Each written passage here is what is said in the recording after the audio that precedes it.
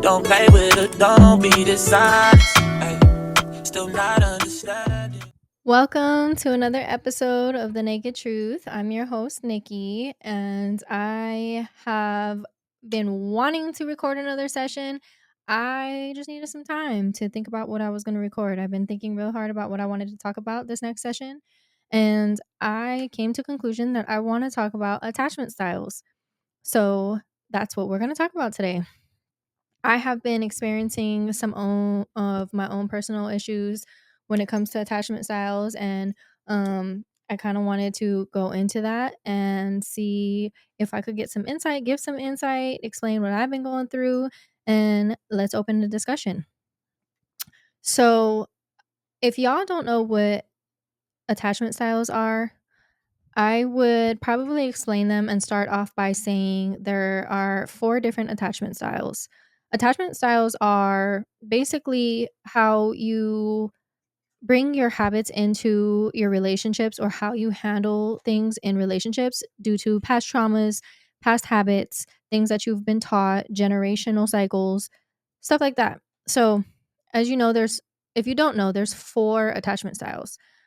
The most common ones are the anxious attachment style, the avoidant attachment style, but there's also the anxious avoidant attachment style, the dismissive attachment style, and then there's the secure attachment style, which if you're not striving for a secure attachment style in your relationship, what are you doing?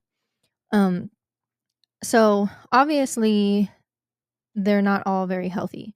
It all stems down to what you have been through in your life, how you have been what type of habits you have been forming around your relationships because of the trauma you've been through.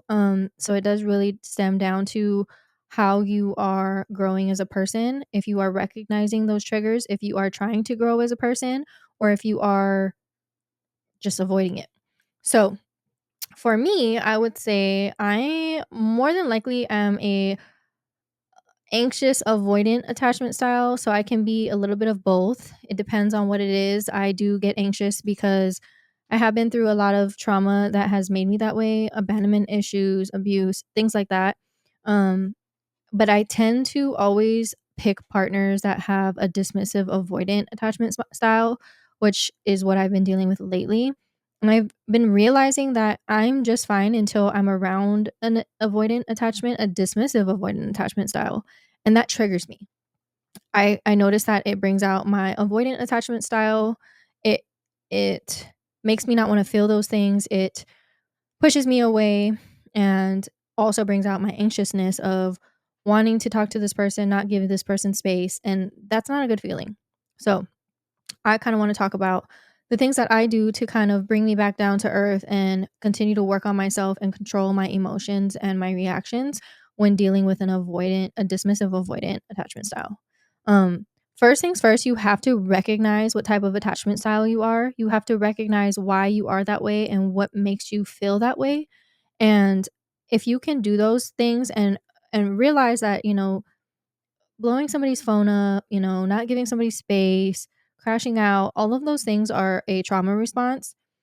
Now, don't get me wrong, some people deserve to be crashed out on, but is that effective in a healthy relationship? Is that going to get you further to a secure attachment style? No. No, it's not. Especially if you are an anxious attachment style and you're trying to get your avoidant attachment style to respond and to care about your feelings. When you're dealing with a dismissive avoidant attachment, 9 times out of 10 they can't even deal with their own emotions, let alone yours. So if you're trying to get somebody to care about how they're making you feel, it's not going to work. Normally, when you're dealing with an avoidant, they're going to avoid it. Hence the attachment style. Um I It's hard to say because I mean, normally avoidant attachment styles, dismissive avoidant attachment styles, they pull away. They avoid it for a reason. It hurts too much to think about the feelings and the gray area that they just don't do it.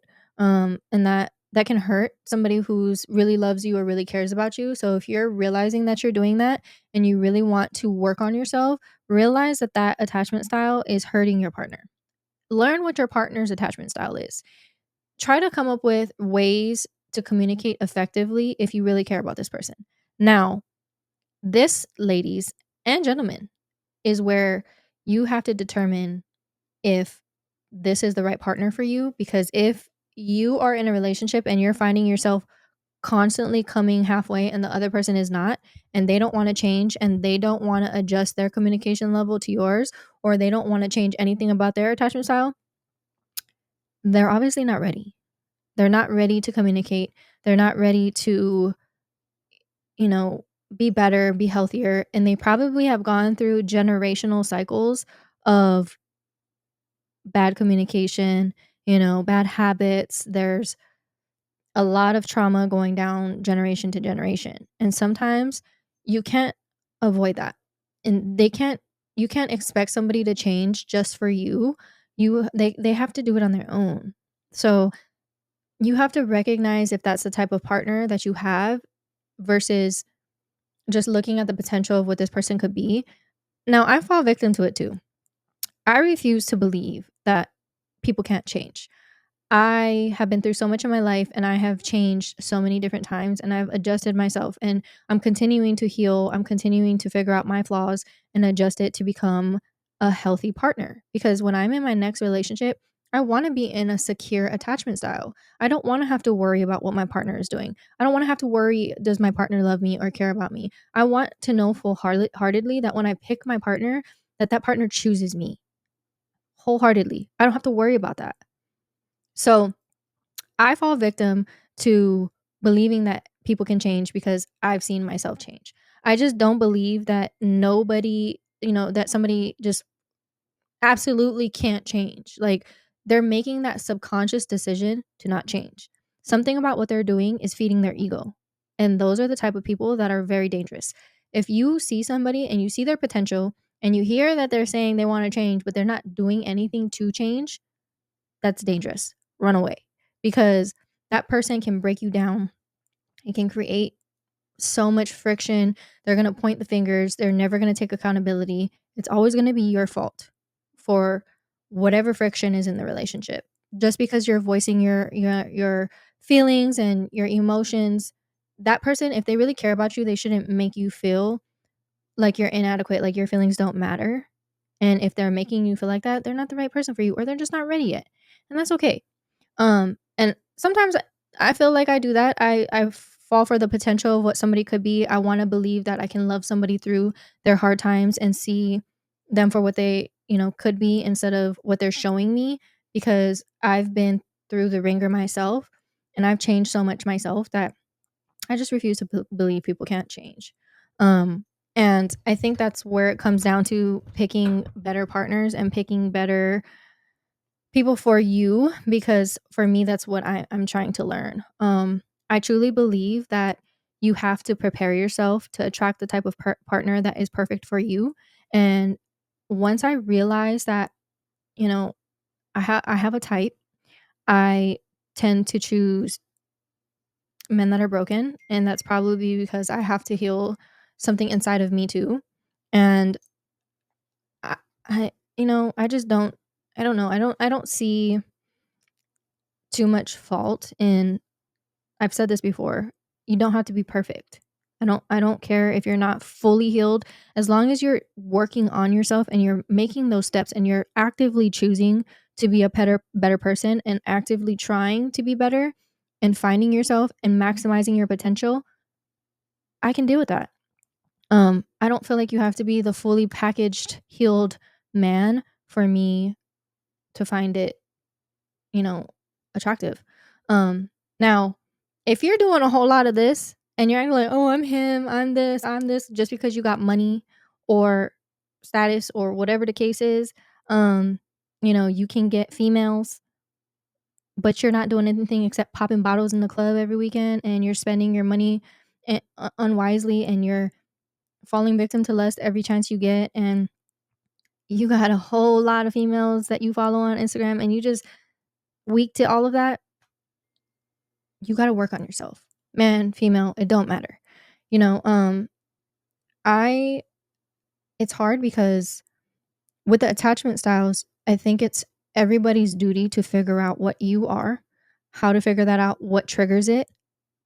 If there are certain people that trigger it, or there's a certain attachment style that triggers your attachment style, it's your job to figure out if you can deal with it or not. Um, and it's okay if you can't. And if that person can't meet you there, and that person can't recognize that ignoring your phone calls when you're in the middle of a conversation, or, going out every weekend bugs you, or without you, or you not getting invited to things and they're expecting you to just be there for them, and they're not inviting you to things. If all of those things don't bug your partner, that that bothers you, that's not the right person for you. um it's just a lot of people nowadays, they don't want to work on themselves. Instagram, social media has ruined a lot of that. The club, popping bottles, all those things. That's not working on yourself. That's not a healthy. That's not going to bring you a quality partner.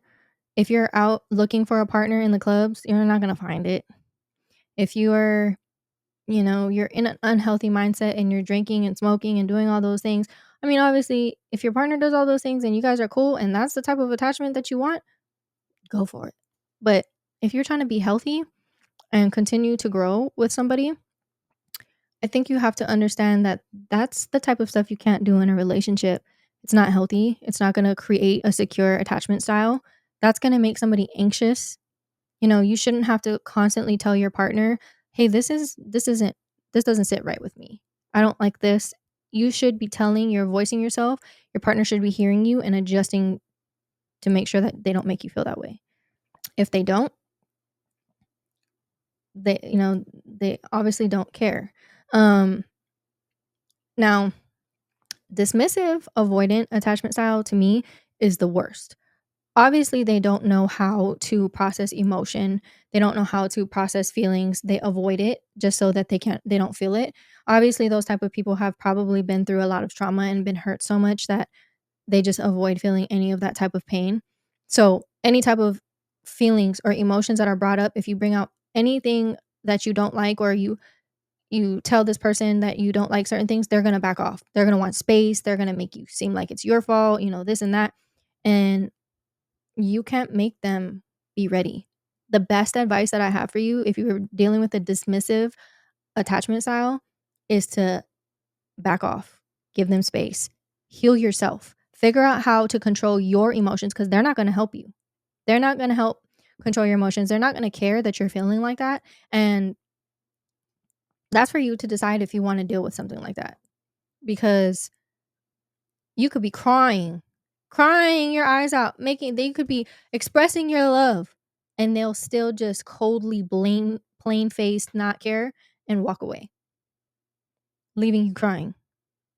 And imagine how them saying that, they care about you and they love you and all these things, and they're saying that, but that's the actions that they do. First of all, they might love you. They don't know how to show it. They don't know how to express it. But if they're doing that, they don't love you enough. They love themselves more. They're putting themselves first. So that's on you to determine, and for you to heal inside of you, so you don't have to keep dealing with stuff like that. And anxious attachment style. Whew, that one too. Somebody who's been abandoned, who's been hurt, who needs reassurance all the time, who constantly doesn't feel loved, who constantly feels the need for reassurance. That's another side of trauma. And I feel like that one, it can get annoying, having to constantly reassure somebody, the insecurities are there. But if you help that person heal, because that person wants to heal, that person wants to feel secure, but they just have been through so much too, that it's just like they don't know how to let themselves feel secure. And if you love that person enough, you'll be able to. They're not pushing you away, they're trying to pull you closer. So that's also on you, if you want to determine if that's something that you can deal with, or if you're able to help your partner heal with that. Now, it's not fully your job, but if you love that person, just understand that they've been abandoned sometime in their life. I mean, it could stem from their mom, from the person that gave birth to them to every other person that's supposed to be important to them after that abandoned them. Um, I used to be like that. I have abandonment issues and I do get triggered. And recently I have been triggered. The rejection, I don't get rejected very often, but when I do, it triggers this deep mother rejection wound that I got from my mother and from my family, and it can be hard. And it's a constant healing process. You constantly have to put yourself in a mindset of healing and recognizing your triggers and recognizing this is my abandonment issue. This is not personal. This person is not trying to make me feel like this. But if you voice your action, you voice to your partner that these actions do make me feel like this and they don't understand it and change it, that you don't have to put up with that, you know? I think that it's important for people to understand what attachment styles are so that when you're in a relationship, you can work towards understanding a person better. Um, and if you really love that person, then you can stick it out with them. And that's where you have to determine if they're really working on themselves versus potential. Everybody has potential, but what are you doing to maximize your potential? What are you doing as a person?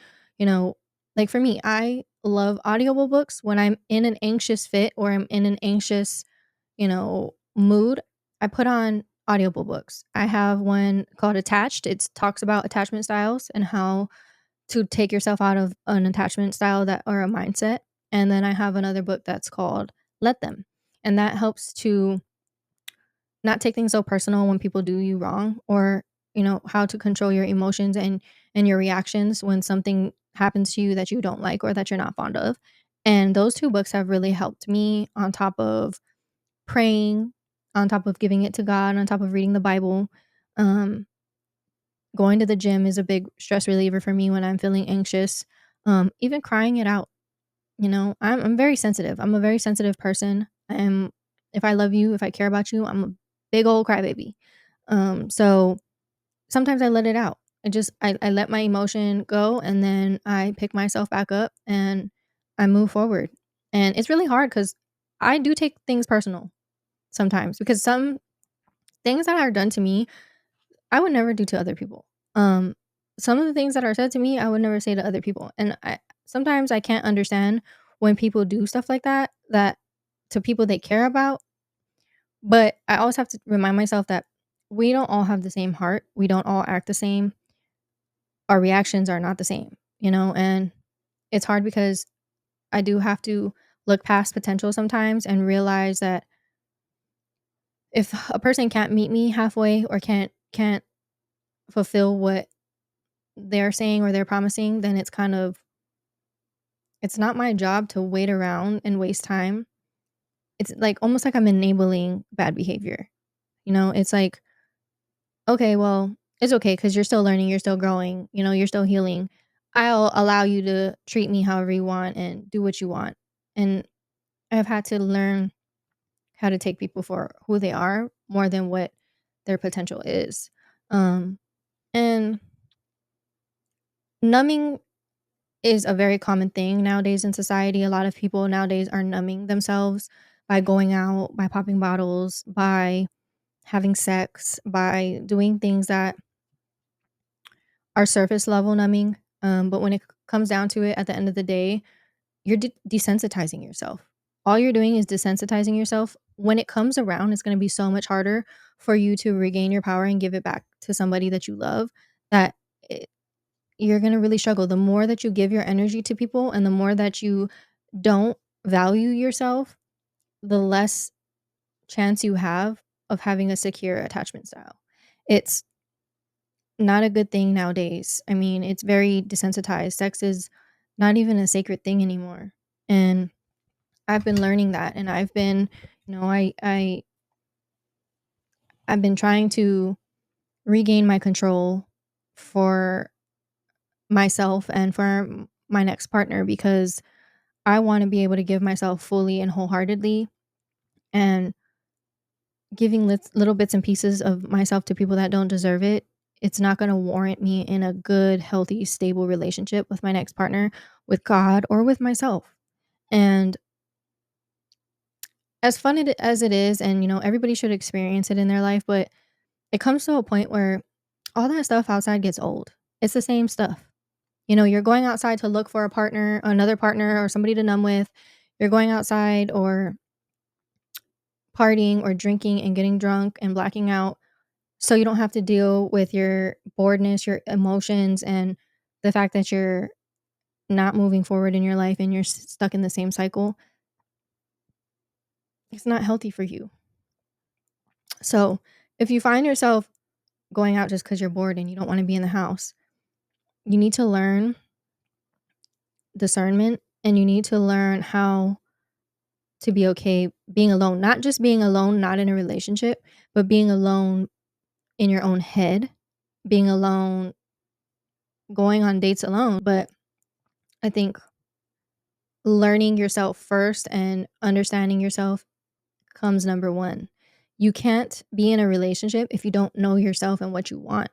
Um, and if you're really struggling with that, that's the first step. Figuring out your attachment style, figuring out your traumas, what makes you tick that way, what puts you in that energy. Why do you feel this way? Besides all the most common answers. There's so many fish in the sea. There's so many options. That's what social media wants you to think. But realistically, there was supposed to be only one person made for you. One. God made it to where one person, you're supposed to spend your life with one person. And it might not be one person your whole life, but because that's just not how society is. As you grow, I do believe there's phases in your life. You know, at one point there was, you have your high school sweetheart, you have you have your first love, you could have your first boyfriend, your first second girlfriend, whatever the case is. As you grow through your phases, I believe that. But I also do believe that every phase in your life, there is a person that's meant to be there. And you can decide if you want to grow with this person or not. And that's where it gets hard because it you yourself know if a person is good for you or not. And there's a difference between somebody being unhealthy for you and somebody just being boring. And if you're choosing that person and they just get boring, look at yourself first before you start being like, oh, this person didn't, I'm just bored, she's not stroking my ego, or whatever the case is, or vice versa. Heal heal yourself and figure out each part of your life, how you can grow together, or realize that maybe that's just not your person. I didn't A few of my relationships were more of, shoot, now I'm here. Now I feel like I have to give it a chance. Um, I've never actually really looked at a person and was like, "Oh my gosh, this is the person I want to be with for the rest of my life. I never want to see myself without this person ever." I've never had that. And I feel like that passion, that love, I want it to be reciprocated as well. I want my man to feel just the same about me as I would feel about him. And that's why I haven't settled, because every phase in my life has been survival mode. And now that I'm out of survival mode and now that I have the option to choose, oh yeah, baby, I'm going to choose right. I'm going to choose a man that loves me, that's obsessed with me, that's obsessed with growing with me, that wants to, you know, grow emotionally, physically, financially, mentally, all of those things, sexually. Like I I do want that, you know, secure relationship and that wedding, and I'm still healing enough to know that the next person that I'm going to be with better be right for me, cuz you'll be stuck. But back to attachment styles, I mean, that's why I kind of wanted to talk about it, because not a lot of people talk about it. Not a lot of people know or acknowledge attachment styles in their relationship. And if you find yourself struggling with communication with your partner, or you guys are butting heads and your mentalities aren't the same, look at your guys' attachment styles. Look at the different trauma that you guys have gone through. Figure out how a way to communicate better with your partner. and it might help some of your arguing subside. You might figure out what you have to do for yourself. You can't always fix your partner, but if you voice yourself and you care about that person, adjust. Because men, you can listen. If you just listen to what your woman is saying, she don't have to have control. But if you're listening to her, she 9 times out of 10, she's just telling you how she feels and what you can do to make it better. So figure out if you're an anxious avoidant attachment, a dismissive avoidant attachment, an anxious attachment style, or if you guys are secure. If you guys are secure, kudos. Let me know how you guys got there. I do believe it is picking the right partner, but if you're, in a relationship and you're struggling with communication, look there first. See what you can find out. Read some self-help books. Look up some YouTube channels. That might help. But if you guys have any other questions or there's any other topics that you want me to go into about attachment styles, or if you guys want to share your guys' story, let me know. Leave it in the comments. DM me. DMing me seems to be the most effective method. You guys like to talk in my DMs.